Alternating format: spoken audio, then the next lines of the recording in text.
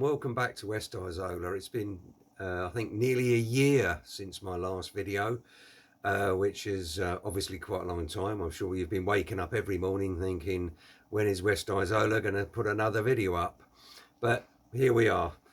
So in this video, it's going to be an update of what I've been doing on the layout, which, to be honest, hasn't been a huge amount. I've had a lot of other things going on, but we've got there eventually. So that's the idea today. We'll do a bit of an update on what's happened, where I've got to, and then we may do a little bit of switching at the end, just to see what's happening, what it's like.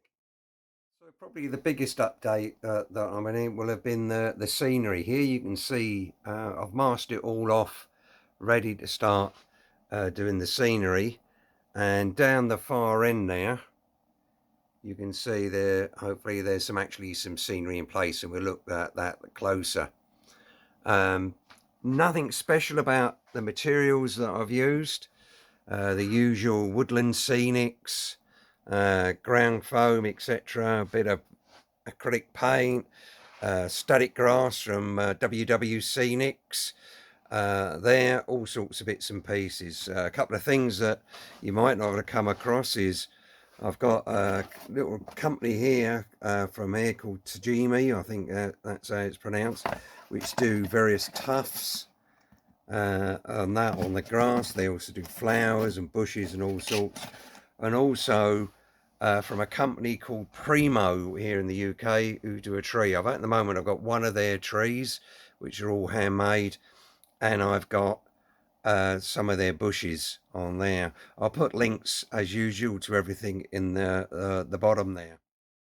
So on the right hand side, we've got a derelict warehouse there with some ivy growing up, a lot more ivy to grow on there. That's acting as a view block from where the road and the rail are disappearing through the wall at the back there. Got the crossing gate there that I was working on earlier.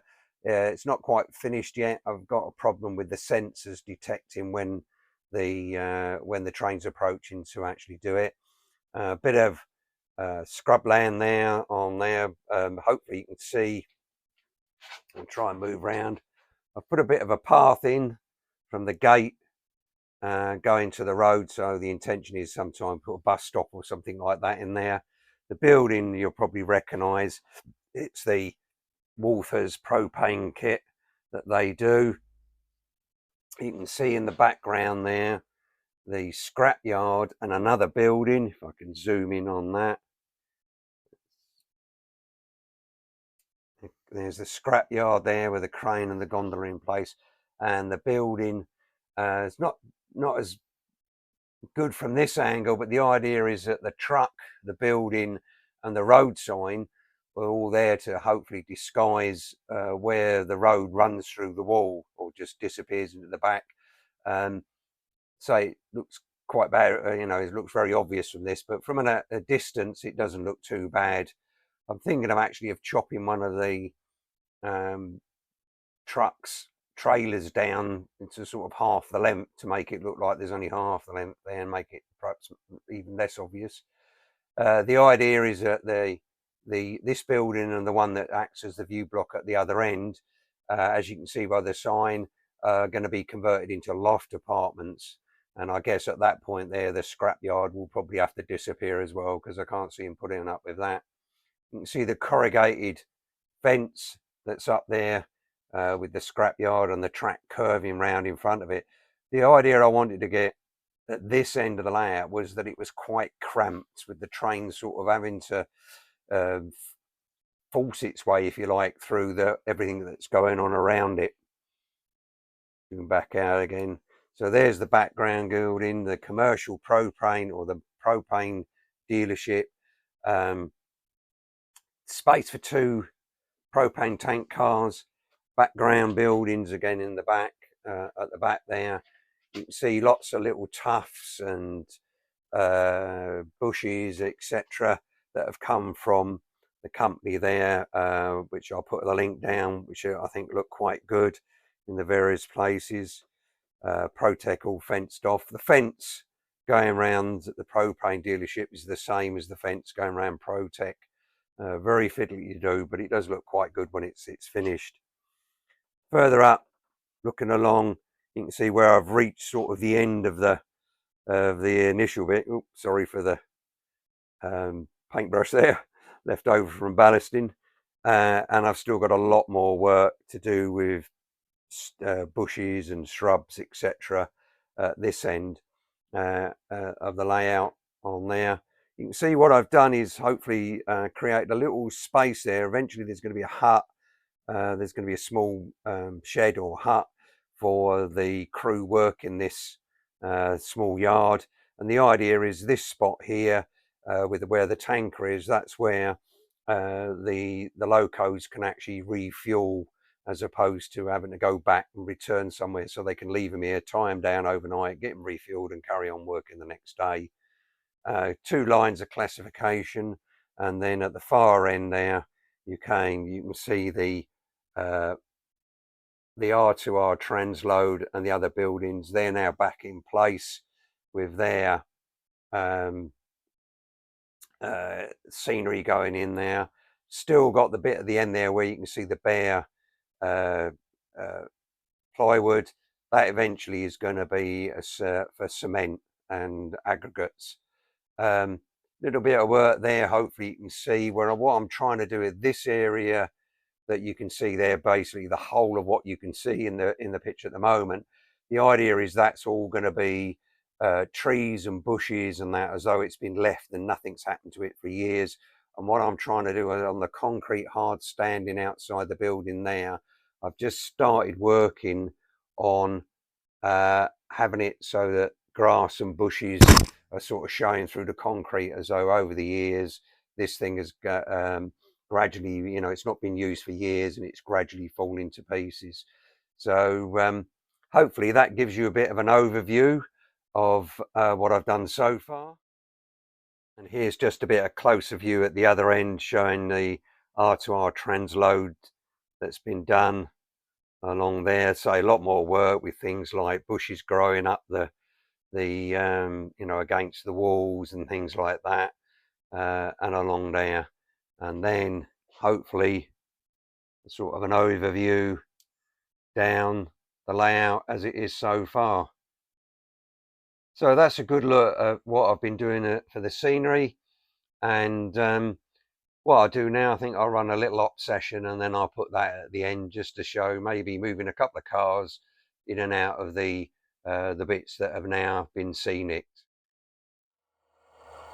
As promised, a little op session here. All we're going to do is just swap a full gondola out of the scrapyard with an empty one.